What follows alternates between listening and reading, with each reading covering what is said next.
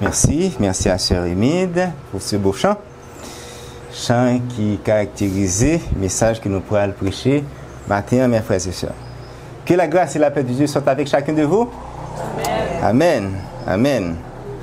Oui, matin là, nous réunis pour un moment spécial et solennel, mes frères et sœurs. Et nous pourrons prendre part au repas du Seigneur, qui c'est un appel à la repentance, une invitation à entrer en communion avec notre Sauveur, notre Dieu, ainsi qu'avec notre frère et sœur dans la foi. Amen. Nous connaissons déjà, chaque fois que nous participons dans cette scène, nous ne faisons que proclamer, qui ça? La mort de Jésus-Christ. Donc, nous affirmons foi nous, et aussi le sacrifice de Jésus-Christ, et nous renouveler en même temps notre espérance et en son retour glorieux. Et si nous ne pas croire que Jésus vient pour retourner, vous cherchez nous? Amen. Donc, depuis près de 2 trimestres, nous avons exploré ensemble les paraboles de Jésus. Et nous connaissons que méthode ça, c'est une méthode d'enseignement que Jésus-Christ était utilisé pour être capable de révéler des vérités spirituelles et profondes à travers des scènes simples et familières de la vie quotidienne. Et si ce n'est pas vrai, parmi toutes paraboles ça, nous pouvons porter, regardons, je venais aujourd'hui sur le fils prodigue, car nous arrivons que vraiment il entretient un lien étroit avec la Sainte Seine que nous allons célébrer à midi là. Donc de la même manière que le fils prodigue, après avoir erré loin de la maison, eh bien nous connaissons qu'il était accueilli avec joie et invité au repas de son père.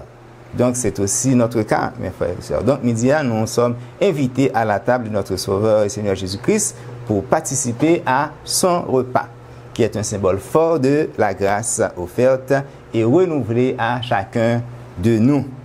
Donc, pas de surprise encore, message nous, il est titré « Retour à la maison du fils prodigue et la Sainte Seine ».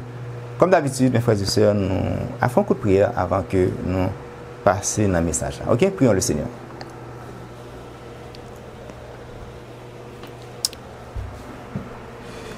Père béni de l'univers, nous disons merci, Père, parce que vous avez passé une bonne semaine. Et merci pour la sagesse que vous avez nous, Seigneur Dieu, pour nous capables de venir dans la présence. Et pendant que nous sommes dans la présence, c'est nous-mêmes encore qui avons retourné la caille nous, béni, Seigneur. Et nous n'avons pas de doute de ça. Que le fait seulement que nous sommes dans la présence, ce n'est pas deux problèmes qui ne peuvent pas résoudre, Seigneur. Tu es capable même de mourir déjà, Seigneur. Tu n'es quand même pas exister. Tu es capable même dans toute vie activité, Seigneur. Mais merci parce que tu es réservé au moment ça. Et encore merci pour sa sagesse que vous avez pour nous capables de répondre à l'appel. Présentement, c'est le moment que nous allons partager avec l'Église et message que vous nous, message que vous révélez nous, Seigneur Dieu. Alors, nous demandons autant prix, nous permettre que nous soyons capables de prêcher avec puissance, message ça. Et permettre aussi que l'auditeur qui là, il va comprendre tout ça qui va dire, Seigneur Dieu. Alors, retirer tout ça qui de moi, Seigneur Dieu, que vraiment le message est capable de livrer avec facilité. C'est peut-être ça, Papa, nous demandons, onction cet esprit, dans le moment qui va faire ainsi, au nom de ton Fils Jésus, qu'est-ce qui vient, qui règne au siècle des siècles. Amen. Quel type de message, mes frères et sœurs? C'est de retour à la maison du Fils. Retour à la maison du fils prodigue et la Sainte Seine. C'est dans quel chapitre dans Luc que nous joignons parabole ça? C'est dans Luc chapitre 15, exactement. Noël la donne, c'est un petit garçon qui éloigné de la maison paternelle, côté là le gaspiller tout bien pour le capable ensuite retourner encore dans la caille. Donc, là monsieur retourné, nous voyons qu'il était accueilli avec joie. C'était qu'est-ce qui était accueilli? C'est papa. Donc, monsieur, papa il pas reproché et petit là, mais nous voyons qu'au contraire, il a organisé pour lui un repas de fête, il a un manteau, il a un anneau, il a des souliers neufs et c'était des larmes de joie. Donc, dans la parabole, ça, nous connaissons que papa, il symbolise qui est? Il symbolise qui est? Dieu, exactement, Dieu. Donc, et festin de récréation, il préfigurait vraiment la Sainte Seine, côté que papa, Père et l'Éternel, il accueillit ses enfants repentants. Ses enfants repentants, ce n'est pas ses enfants rebelles. Je ne veux dire, nous, pour aller ensemble parabole, ça, nous pourrons découvrir comment que vraiment, il y a un sens avec ça, nous pourrons le faire là, qui c'est le repas du Seigneur. C'est Jésus-Christ qui te répond directement aux critiques des pharisiens et des scribes. Donc, il te reproché parce que les juifs et pharisiens avec scribes ont été reproché Jésus-Christ peut-être que ça, parce qu'il était recevoir des pécheurs, des gens de mauvaise vie. À noter que c'était des gens qui étaient approchés de Jésus-Christ pour être capables d'entendre les enseignements de Jésus-Christ. C'est un bon bagage, pas vrai?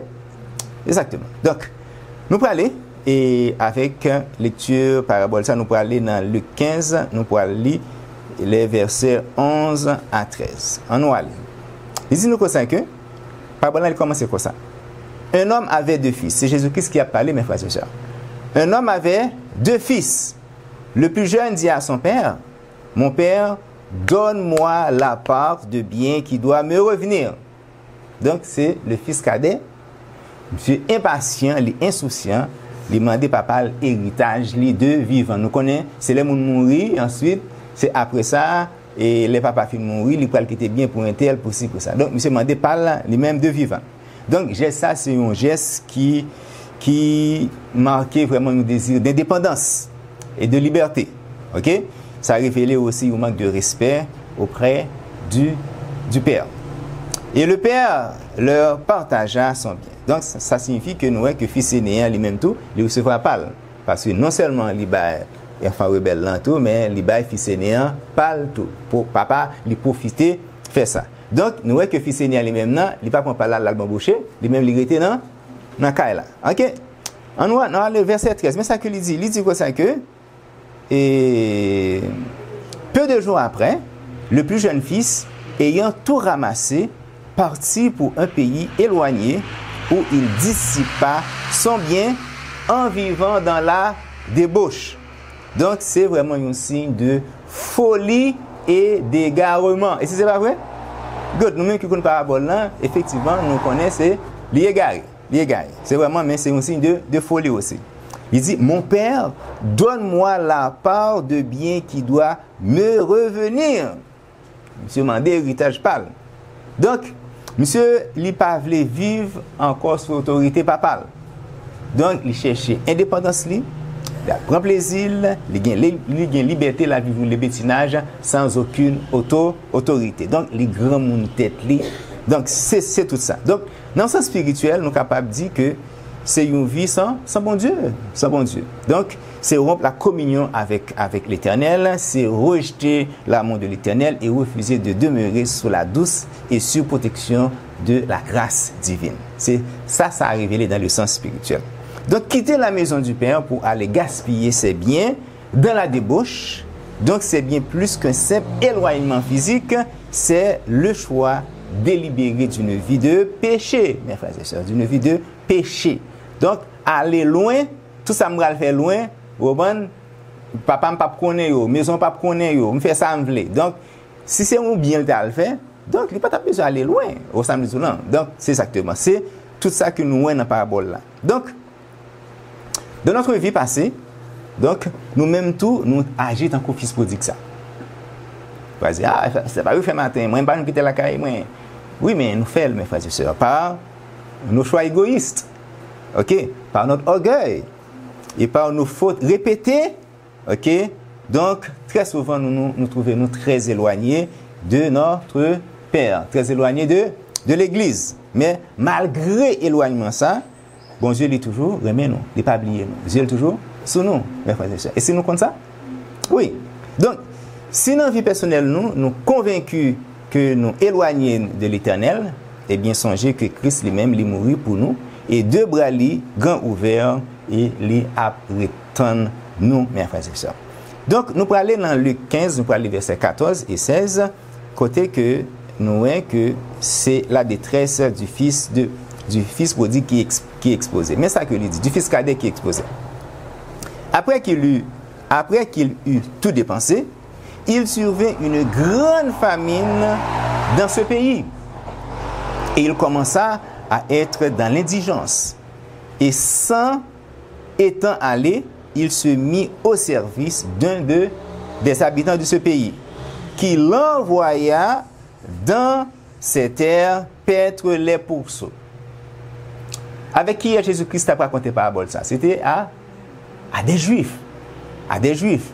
Et nous connaissons que pour Juifs, job ça, c'est un job qui pas bon. C'est un job qui dégradant, mes frères et sœurs. Ok? C'est comme ça. Et nous parlons du verset 16, qui ça dit pas le plus grave. Et il eut bien voulu se rassasier des carouges que les pourceaux mangeaient, mais personne ne lui en donnait. Donc ici, pas de doute que le fils prodigue lui vient sentir dans le besoin. Donc, eh bien, dans la vie personnelle, nous, mes frères et sœurs, quand le péché a tout épuisé, eh bien, nous venons honte. Nous venons sentir nous seuls, nous sentir nous vides. Et si ce n'est pas vrai? Oui, mes frères et sœurs. Donc, le fils, dans le moment, est réduit à vouloir se nourrir de la nourriture des porcs. Un animal impur que juif ne pas approcher bon côté mes frères et sœurs. Et puis si tu veux manger nourriture. Donc il m'a ça représenté l'homme brisé par sa propre désobéissance. Là, le fils cadet prend conscience de son état. Donc, un peu comme Isaïe, le prophète, lorsque Isaïe était où la gloire de Dieu dans une vision, quand il était crié, malheur à moi, car je suis perdu. C'est ça que nous lisons dans Isaïe 6, verset 5. Est-ce que vous mettez? Non, je ne vais pas mettre. Ok? Isaïe 6, verset 5. Donc, le jeune fils a vraiment pris conscience de l'état, mes frères et sœurs. Donc, bon Dieu, est-ce que ça veut dire que nous sommes capables de prendre conscience de l'état? Pas nous. Romains 3, verset 10, qui ça que il dit? Il n'y a point de juste, pas même un seul. Et en Romains 3, verset 23, il est écrit, tous ont péché et sont privés de la gloire de Dieu. Tous ces deux textes comme si nous t'avons trouvé nous dans un moment éloigné de l'Éternel pour nous connaître que Bralili ouvrit la porte parce que connaît que nous tous nous péchons. Donc message pour nous, avant que nous venions à la table du Seigneur, nous devons reconnaître notre misère spirituelle. OK? Quand nous allons reconnaître misère spirituelle, qu'est-ce qui va passer? Donc ça va pousser nous certainement pour aller vers l'Éternel notre Dieu avec humilité. Moi reconnaître l'état, moi connais que moi pas bon, moi connais que moi péché. Donc avec humilité, moi a bien tendance à retourner contre l'Éternel. Donc nous devons aussi savoir que la Sainte Seine, ce n'est pas pour les justes en apparence, mes frères et sœurs, mais pour les pécheurs repentants, pour les âmes affamées de pardon. Luc 5, verset 32. Jésus-Christ dit, je ne suis pas venu appeler à la repentance des justes, mais les pécheurs. Donc, but mission Jésus-Christ, c'est pour le capable de sauver des pécheurs. Ce n'est pas un monde qui juste en apparence. Vous comprenez? Donc, comme dire, pécheur, c'est le monde qui reconnaît aussi besoin pour être capable de guérir et aussi capable d'une réelle conversion, capable d'un changement, une transformation de caractère.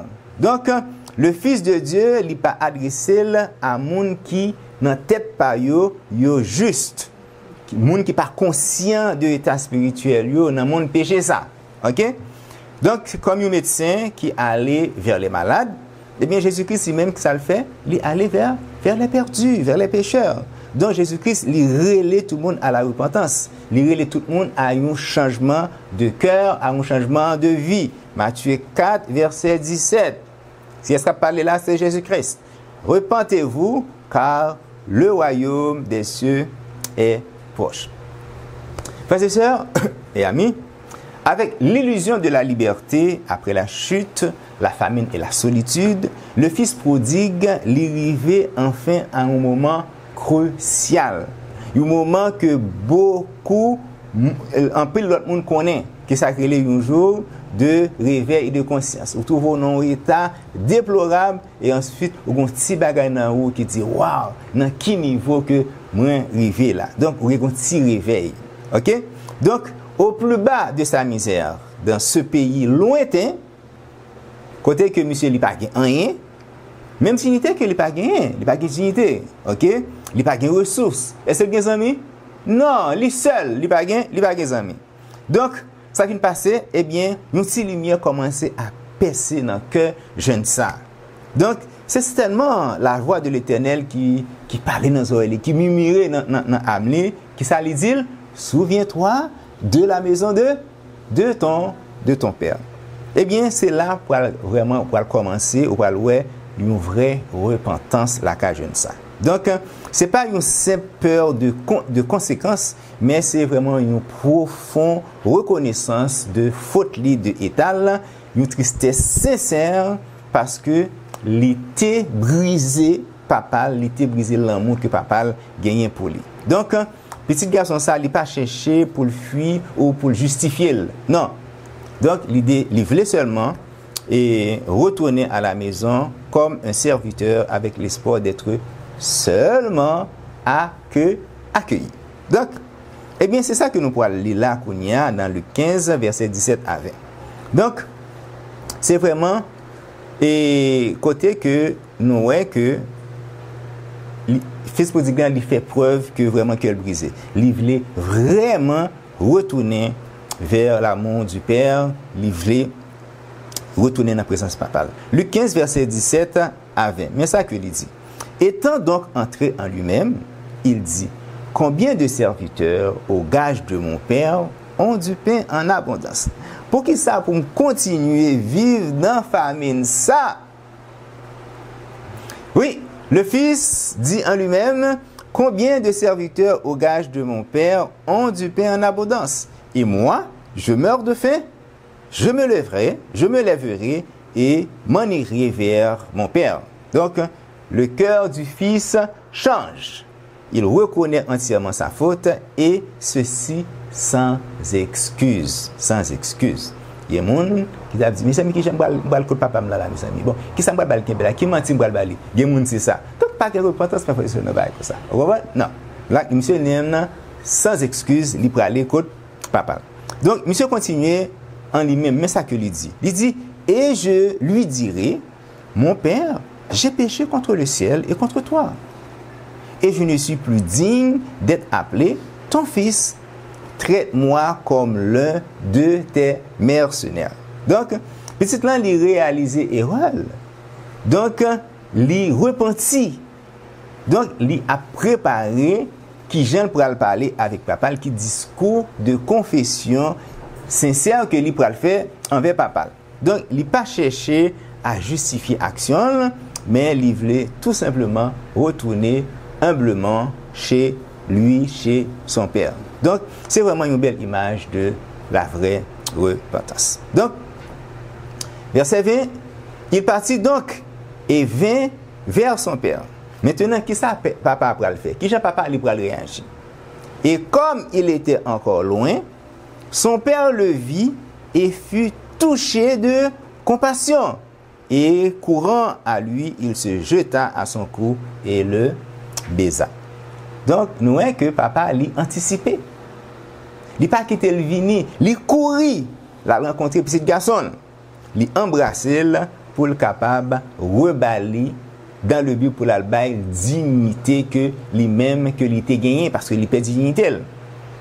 Donc, là, nous sommes capables de voir que c'est bon Dieu qui prend l'initiative pour lui pardonner nous, mes frères et sœurs. Donc, bon Dieu, il n'a pas reproché nous les nous demander le pardon. Donc, il accueille nous comment? Avec amour, comme le Père dans cette parabole. Donc, Dieu est miséricordieux, prompt à pardonner. C'est ça que nous lisons dans 1 Jean 1, verset 9. Si nous confessons nos péchés, il est fidèle et juste pour nous les pardonner et pour nous purifier de toute iniquité. Donc, si nous confessons vraiment, ce n'est pas si nous avons cherché tactique pour nous entrer. Ce n'est pas le mensonge. C'est vraiment faut nous confesser réellement. Donc, qui lien qui gagne avec tout bagage ça avec Sainte-Seine. Donc, la Sainte-Seine ou encore le repas du Seigneur est pour ceux qui ont décidé de revenir au Père dans un esprit de repentance. Très important. Et le Père, lui-même qui est miséricordieux, qui est un amour sincère pour tous ses enfants, eh bien, il est toujours prêt pour les accueillir, ces monde ça yo. Il est toujours prêt pour les accueillir nous. C'est vraiment un acte de grâce pour les cœurs humiliés. Donc, le verset biblique, Ésaïe 57, verset 15, il exprimait parfaitement le fait que l'Éternel, dans sa grâce, accueille ceux qui reviennent à lui avec un cœur humble et repentant, tout comme dans le contexte de la Sainte Seine. Nous allons lire Ésaïe 57, verset 15. Mais ça que il dit. Car ainsi parle le Très-Haut, dont la demeure est éternelle et dont le nom est saint. Qu'est-ce qui a parlé, mes frères et sœurs? C'est le Très-Haut, c'est-à-dire l'Éternel Dieu. Mais qu'est-ce que il dit? J'habite dans les lieux élevés et dans la sainteté. Mais je suis avec l'homme contrit et humilié. Pourquoi? Afin de ranimer les esprits humiliés, afin de ranimer les cœurs contrits. Nous n'avons pas besoin de passer par quatre chemins, frères et sœurs. Aller directement à l'Éternel. Nous n'avons pas besoin de bras l'Éternel. Il est là pour toujours, grand ouvert pour les capables et recevoir. Nous, il suffit que nous venions avec humilité. Donc, la Sainte Seine, le repas du Seigneur ou encore la communion, c'est vraiment une rencontre de grâce avec le Père miséricordieux et l'enfant repentant qui revient à lui. Luc 15, verset 21, le Fils confesse humblement et sincèrement devant son Père. Maintenant, il dit que le Fils dit, mon Père, j'ai péché contre le ciel et contre toi. Donc, qu'on allait présenter la fait discours devant papa. Ok? Il lui dit, mon Père, j'ai péché contre le ciel et contre toi. Je ne suis plus digne d'être appelé ton fils. Donc, petit garçon, il n'est pas demandé rien. Il reconnaît indignité, mes frères et sœurs. Donc, je ne suis plus digne d'être appelé ton fils. C'est exactement l'attitude que Dieu attend de chacun de nous. L'humilité du cœur brisé. C'est ça que mon Dieu attend de nous chaque matin. Ok? Donc, après la chute, l'être humain s'est éloigné de Dieu. C'est vrai? Exactement, c'est le péché qui sépare nous avec l'Éternel. Donc, ça vient briser la communion parfaite que nous-mêmes, que nous avons gagnée avec notre Créateur. Mais, dans sa miséricorde, Dieu n'a jamais cessé d'appeler ses enfants à revenir à lui. Donc, dans la parabole, ça, Jésus montre nous ce que produit ce retour. Non pas la condamnation, mais la restauration. L'Éternel, il parle nous pour le condamner, nous. Vous comprenez? Quand vous de papa, il dit, venez, faites la cachée des dôles. Venez, m'attends nous. Vous comprenez? Il vient l'attendre pour haut, en bas, frère. Donc, c'est pas comme ça. Vous comprenez? On connaît que Timounio, si nous levons comme ça, nous sommes capables de penser que l'Éternel est comme ça. Non, l'Éternel n'est pas comme ça. l'Éternel, il vient, il est là pour passer dans la tête, pour le bâtir beau, pour le caresser, pour le hog. Vous comprenez? Pour dire bienvenue. Donc, c'est ça. Donc, il suffit que vraiment, ou même, ou honnête, ou venir vraiment avec un cœur vraiment repentant, humilié. Qu'on y a maintenant place au festin. Ça, c'est l'image vivante de la communion rétablie. Manger, ouais, faites, danser. Donc, le Père, plein de compassion, accueille son Fils avec joie. Avec joie. Et célèbre cette réconciliation avec un grand repas. Festin, ça, il symbolise l'amour du Père céleste, la joie du pardon et la relation retrouvée entre Dieu et le pécheur repentant. Nous pourrons lire les versets 22 à 24. C'est ça que il dit. Mais le Père dit à ses serviteurs, apportez la plus belle robe. Qui sa robe ça lui présente? La justice de Christ. Donc, le Fils retrouve sa dignité. Apportez la plus belle robe. Et l'en revêtez et mettez-lui un anneau au doigt et des souliers aux pieds. Donc, j'ai ça. Autant de papa, lui montre nous que le pardon de Dieu restaure pleinement la dignité de celui qui revient à lui dans l'humilité. Pas jamais oublier ça, mes frères et sœurs. Humilité, la repentance. C'est clé en ça. Donc, verset 23. Et amenez le veau gras et le tuer mangeons et réjouissons-nous. Ici, c'est la joie du salut. La repentance est suivie d'un accueil royal. Verset 24.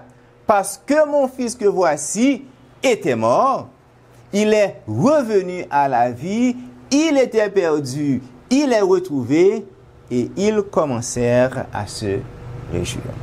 Ça, c'est motif, oui. Réjouissance, mes frères et sœurs. C'est motif festin. Le fils était mort. Le fils est revenu à la vie. Le fils était perdu. Il est retrouvé.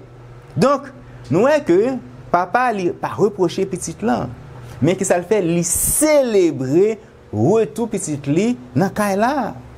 Et ceci il fait avec amour, avec honneur et avec abondance. Bel bagay ou prend pi gros et bête gras. Donc c'est l'image parfaite de la grâce divine. Un accueil sans condition. Une restauration totale et une fête pour chaque âme retrouvée. Donc, là, moi, dit, ce qu'on a après ça, moi, dit, un accueil sans condition. Mais quand c'est condition, c'est qui condition? C'est repentance. C'est humilité. Donc, c'est ça. Donc, apportez le veau gras, mangeons et réjouissons-nous. Donc, ce n'est pas un simple repas, mais c'est une célébration du pardon et du retour du Fils à la maison. Spirituellement, c'est ça, il symbolise la joie du ciel et la communion retrouvée. De toute façon, nous connaissons que il y a un peu de ciel là pour une seule âme qui repentit. Eh bien, dans la chambre haute, la veille que Jésus-Christ n'était pas crucifié, Jésus-Christ, qu'est-ce qu'il a fait? Il te prend le pain et la coupe. OK? Donc, c'est un repas chargé de sens. Est-ce que ce n'est pas vrai? Donc, la communion véritable est rendue possible par le don du corps de Jésus-Christ et de son sang. C'est comme ça, festin fils prodigue a annoncé déjà la table de la grâce où le Christ invite les rachetés à s'asseoir avec lui. Oui, le ciel se réjouit, mes frères et sœurs, quand un pécheur revient. Mais cette joie a un prix. Et ce prix, c'est quoi? C'est le sacrifice de Jésus. Et ce sacrifice, il nous l'a donné en mémoire à travers le repas de la Sainte Seine. 1 Corinthiens 11, verset 26. Car toutes les fois que vous mangez de ce pain et que vous buvez de cette coupe, vous annoncez la mort du Seigneur jusqu'à ce qu'il vienne. Maintenant, écoutons les paroles du Christ au moment où il scelle cette communion retrouvée entre son Père et l'humanité, plus précisément avec les croyants. OK? Nous pourrons aller dans Matthieu 26, nous pourrons lire versets 26 à 28. Songez texte ça que nous pourrons lire là. Mais ça que il dit. Encore Matthieu 26, versets 28 à 28. Songez texte ça que nous pourrons lire là. Et comme il mangeait, Jésus prit du pain et ayant rendu grâce, il le rompit et le donna à ses disciples et dit, prenez, mangez, ceci est mon corps. Verset 27. Ayant aussi pris la coupe et rendu grâce, il la leur donna en disant, buvez-en tous, car ceci est mon sang, le sang de la nouvelle alliance qui est répandu pour plusieurs pour la rémission des péchés. Mais pendant que Jésus-Christ sur le point d'être trahi, nous connaissons ça, c'est pas vrai? Sur le point d'être trahi. Par qui? Par un propre Judas, par un propre disciple que Jésus-Christ lui remet. Mais Jésus-Christ lui prend quand même repas ça avec eux, avec tous les disciples. Il était qu'à dire, même Judas retire comme, pas manger avant. Non, il prend repas ensemble avec les disciples. Et ceci sans frustration, sans colère, sans reproche, sans hypocrisie. Jésus-Christ il prend repas avec joie, mes frères et sœurs. On pose peut-être une question, ça. Quelle joie que Jésus-Christ est capable de gagner pendant que il trouvait sur une table avec une traite? Pendant que Jésus connaît que col pour le meurtri et sang pour le couler dans peu de temps. Qui joie qui gagne? Qui joie Jésus-Christ capable de gagner pour manger repas ça, mes frères et sœurs? D'ailleurs, c'est Jésus-Christ qui dit, hein, il dit, ceci est mon corps qui est donné pour vous. Ceci est mon sang, le sang de l'alliance qui est versé pour beaucoup. Mais il y a joie. La joie du Christ se trouve dans la signification profonde de ce qu'il est venu accomplir sur la terre. C'est là, joie Jésus-Christ. Dans ça, il vient faire sous terre. Donc, nous allons essayer et jouer ça dans 3 étapes. Première étape, ok, on va aller, c'est la joie d'un don parfait. Oui, mes frères et sœurs. Donc, Jésus qui offre volontairement sa vie pour l'humanité entière, ceux, bien entendu, qui l'acceptent et qui veulent devenir son ami. Cette offrande est le sommet de l'amour. Pas de plus bel amour que ça. Jean 15, verset 13. Il n'y a de plus grand amour que de donner sa vie pour ses amis. C'est ça le sommet de l'amour. Jésus-Christ qui baille ville. Jésus-Christ content baille ville, mes frères et sœurs. C'est douloureux, mais cela produit une joie profonde dans l'âme de notre Seigneur. Pour qui ça? Car c'est l'accomplissement du plan du salut. Nous pourrons aller à deuxième étape, mes frères et sœurs. Le sacrifice du Christ apporte le pardon. Et c'est la véritable joie, la joie de réconciliation entre Dieu et l'homme. C'est une restauration spirituelle pour tous ceux qui croient. Pour seulement tous ceux qui croient, qui acceptent. 2 Corinthiens 5, versets 18 et 19. Et tout cela vient de Dieu, qui nous a réconciliés avec lui par qui? Par Christ. Et qui nous a donné le ministère de la réconciliation.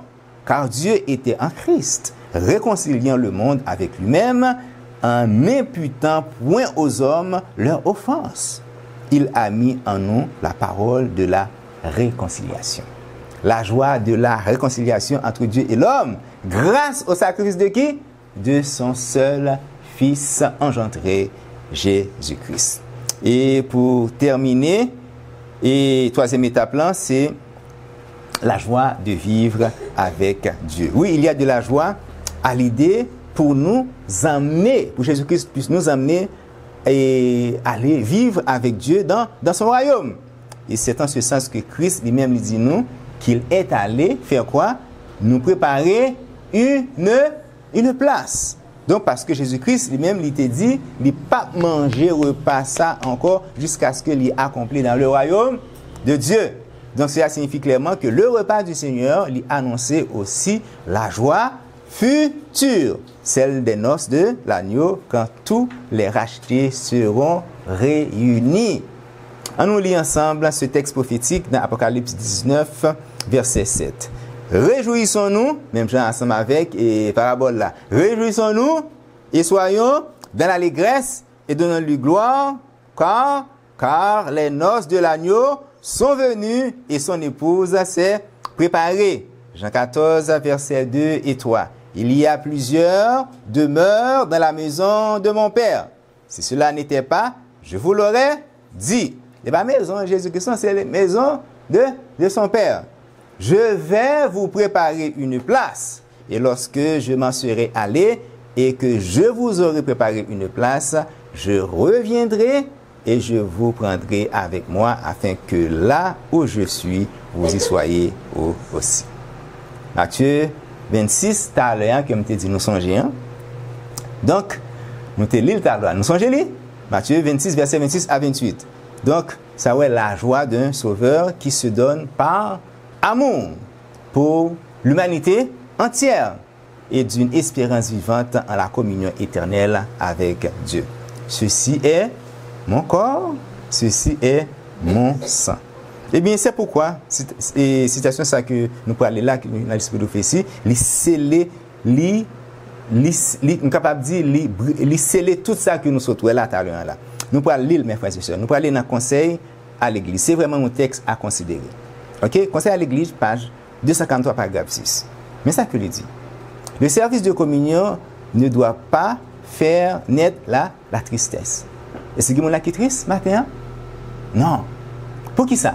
Eh bien, c'est parce qu'il célèbre un sauveur victorieux. Ce n'est pas un Christ qui était dans le tombeau. Jésus-Christ est mort, il est ressuscité. Nous supposons en joie.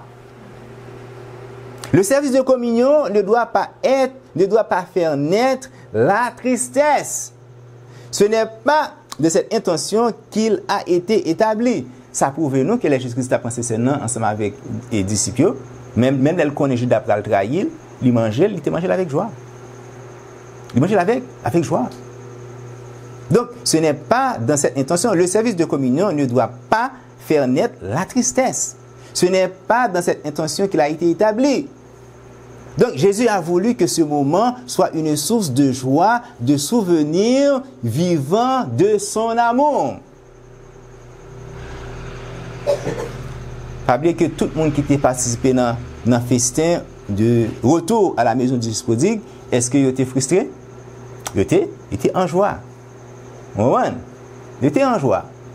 En joie, il aurait fait ça même Jean-Papa parce que puisque papa est content, papa et puisque il est content, maître Kyle est content, eh bien, il est même tout, puisque maître Kyle est content, eh bien, il est content tout. Donc, ça a content quitter, ils ont laissé aller en dedans Kyle, qui est content. OK? Donc, tu es bien joie vraiment. Donc, nous devons nous approcher joyeusement autour de la table du Seigneur. On nous continue la lecture, mes frères et sœurs. Mais ça que il dit, il ne faut pas, quand les disciples du Seigneur se réunissent autour de la table, autour de sa table, qu'ils passent leur temps à se lamenter au sujet de leur déficit spirituel. Déficit et physique aussi, mes frères et sœurs. Bah, quand nous avons pensé combien de nous perdu là. Non, en l'autre moment. Donc, vraiment, pas penser à ça. Mais c'est ça qui est vraiment déficit spirituel. C'est ça qui est important. OK? La communion n'est pas un examen de conscience accablant. Donc, il n'est pas fait pour accabler, mes frères et sœurs. OK? Mais c'est une célébration de la grâce. Là, on a célébré la grâce. Donc, la célébration de la grâce doit se faire comment? Dans la joie. Je reprends. Il ne faut pas, quand les disciples du Seigneur se réunissent autour de sa table, qu'ils passent leur temps à se lamenter au sujet de leur déficit spirituel, ni qu'ils s'arrêtent à considérer leur expérience religieuse passée, encourageante ou non. Donc, le passé est remis à Dieu. Ce moment est pour vivre le présent de son pardon. Nous-mêmes qui quittons dehors, qui vivons en présence de Dieu, qui comprennent ça nous à faire. Ils ne doivent pas davantage se souvenir de leurs différends. La parole là, c'est les querelles, les tensions. Tout bagage ça, ils doivent laisser de côté. Pour qui ça? Parce que c'est un moment de joie, c'est un moment d'unité, de réconciliation, de fête, de joie. Tout cela a été pour le service préparatoire. Fin de lecture. Donc, le lavement des pieds, que nous avons fait à l'heure, il symbolisait le nettoyage des cœurs. C'est le vrai commencement du repas. Oui, c'est peut-être ça que nous faisons. Donc, ce rappel est essentiel. La Sainte Seine est un repas de victoire. Un moment de joie sainte. Un temps de renouveau. Nous ne sommes pas invités à rester figés dans nos fautes passées, mais à lever les yeux vers Jésus, le don parfait, le réconciliateur et notre espérance vivante. C'est vraiment un rappel pour nous capables de célébrer la grâce et à accueillir le pardon et à nous réjouir de l'unité en Christ dans l'attente du grand festin à venir dans le royaume de Dieu. Konya, nous devons tenir compte de la réaction du fils aîné. Nous ne pouvons pas sentir que littéralement qu'on bagaille. Oui, fils aîné, pas oublier ces deux personnages, Jésus-Christ parlait. Nous connaissons que nous voulons aller, frère René est incapable de prêcher l'homme, mais nous pourrons voir que tu parties ça, c'est essentiel. Donc, ce fils aîné, donc, nous connaissons que lui-même n'est pas présent dans le moment. Donc, c'est un monde qui peut l'informer, c'est un serviteur de maison qui peut l'informer. Donc, et nous voyons que les serviteurs de maison peuvent enseigner monsieur peut gagner une petite tension. Donc, monsieur peut gagner une petite tension dans le lieu festin. On va aller dans Luc 15, nous allons lire verset 25 à 30. Luc 15, la réaction du fils aîné. OK?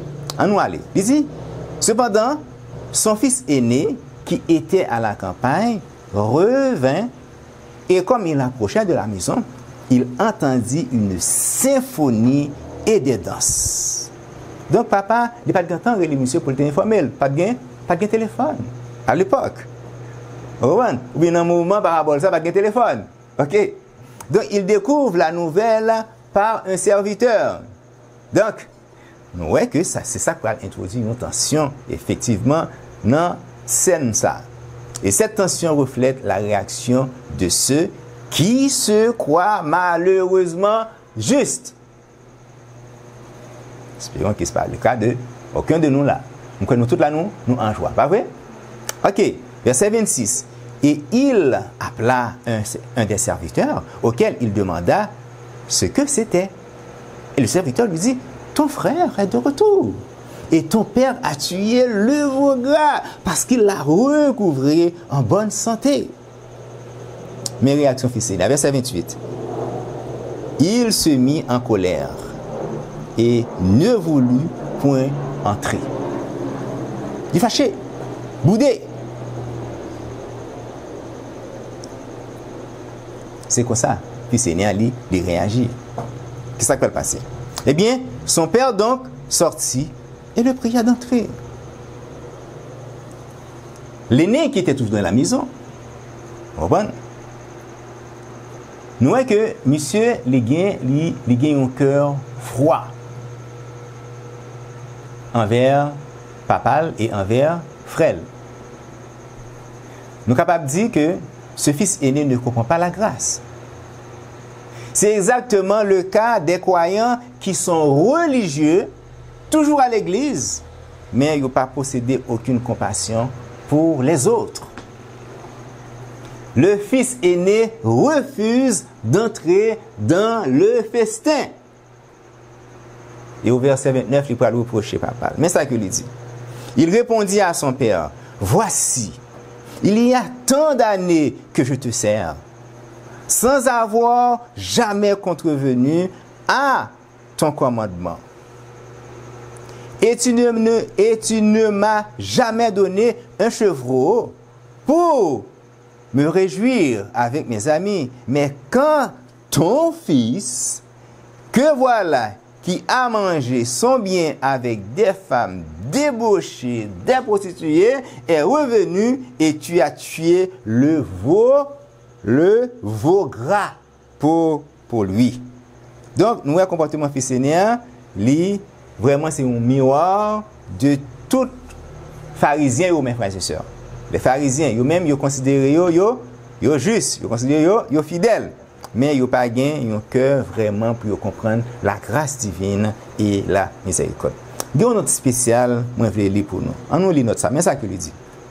Jésus souligne, attendez ça, mes frères et sœurs. Jésus souligne qu'il est venu pour ceux qui reconnaissent leurs besoins de grâce. Moi, Dieu, tout le monde fait main là. OK. Jésus souligne qu'il est venu pour ceux qui reconnaissent leurs besoins de grâce. Non pour ceux qui se croient déjà justes. Cette parole prend tout son sens à la lumière de Luc 15, versets 25 à 30, où le fils aîné représente les pharisiens, refuse de se réjouir du retour du pécheur repenti, il révèle un cœur amer, légaliste, centré sur ses propres mérites. Moi là, vous comprenez? Moi j'étais dans le ensemble avant. Ou pas jamais bon petit cabrit pour manger. On paraît là, gros vache, puis gros, ou prend l'autre yel pour lui. Donc monsieur a un cœur amer, légaliste, centré sur ses propres mérites. Et on a continué. Il ne dit pas mon frère. C'est vrai, hein? Il dit ton fils, montrant clairement son manque de compassion et son incapacité à pardonner. C'est triste, mes frères et sœurs. Ministère évangélique, page 134, paragraphe 2. Mais ça que il dit. Remarquez combien le Seigneur est tendre et compatissant dans ses rapports avec ses créatures. Dieu agit toujours avec amour, avec patience, même envers ceux qui se sont éloignés de lui. Nous tous nous connaissons que bon Dieu est patient, très patient. Pour nous, trop patient. Et c'est pas vrai? Good. Nous parlons de ça déjà. Donc, il aime l'enfant égaré et l'engage à revenir à la maison. Donc, Dieu n'attend pas pour condamner, mais pour accueillir. Bon Dieu n'est pas prétendre avec un fret, un bâton des mains. Viens là, viens, ça vient là. Viens beau maman, viens beau papa. Et tout fait là bien, bien. Bon Dieu pas comme ça. OK? Donc, Dieu n'attend pas pour condamner, mais pour accueillir avec amour. Donc, le Père entoure de ses bras le Fils repentant, couvre ses haillons de ses propres vêtements, lui met un anneau au doigt comme un signe de sa dignité royale. Donc, c'est une restauration complète. Amour, dignité et appartenance retrouvée, tout ça. Cependant, combien de gens regardent l'enfant prodigue non seulement avec indifférence, mais avec mépris. Tout souvent, au lieu de refléter l'amour du Père, nous avons tendance à juger, nous avons tendance à rejeter l'autre. Comme le pharisien de la parabole, ils disent « Oh Dieu, je te rends grâce de ce que je ne suis pas comme le reste des hommes. » Un esprit d'orgueil spirituel qui aveugle et éloigne de la vraie miséricorde. Mais une question importante pour nous-mêmes, qui est là, à nous aller. Il dit comme ça, toujours dans le même livre, toujours dans la même citation. Mais comment pensez-vous que Dieu vous considère, vous qui prétendez être ouvrier avec le Christ, alors qu'une âme lutte contre le flot montant de la tentation et que vous tenez à côté d'elle, tel le frère aîné de la parabole inflexible, entêté et égoïste. Fin de lecture. Texte pour lecture, ça, c'est vraiment un rappel pressant pour nous capables de chercher l'humilité, pour nous capables vraiment agir de façon bienveillante. Rappelez-nous que foi nous n'est pas mesurée pas seulement à des déclarations, mais surtout à notre capacité à tendre la main, à soutenir et à aimer notre prochain, surtout les plus vulnérables. Donc, nous sommes capables de trouver nous dans la maison du Père, comme le Fils prodigue. Et c'est pas vrai? Nous sommes capables là dans le cas là. Mais par contre, par conduite nous envers les autres, nous trouvons-nous éloignés du Père, de la maison. Nous sommes capables là chaque samedi, mes frères et sœurs. Mais conduite nous, vraiment, nous éloigner loin de Dieu. Présent dans l'église, mais loin de Dieu. C'est bizarre, hein? Étant chrétien, donc, nous avons pour devoir pour nous capables de partager l'amour de Dieu avec les âmes égarées. Donc, nous ne pouvons pas vraiment marcher avec bon Dieu si nous refusons de communiquer l'amour avec autrui. Frères et sœurs et amis, participer à la Sainte Seine sans amour, sans miséricorde envers les autres, eh bien, c'est agir comme le fils aîné dans la parabole du fils prodigue. C'est un pharisien. Pour nous conclure, le partage de ce midi. Donc, la Sainte Seine est le festin de ceux qui reviennent avec Dieu dans l'humilité. Et c'est pas vrai? Nous reste à nous démontrer, mes frères et sœurs. Venez avec humilité, avec repentance.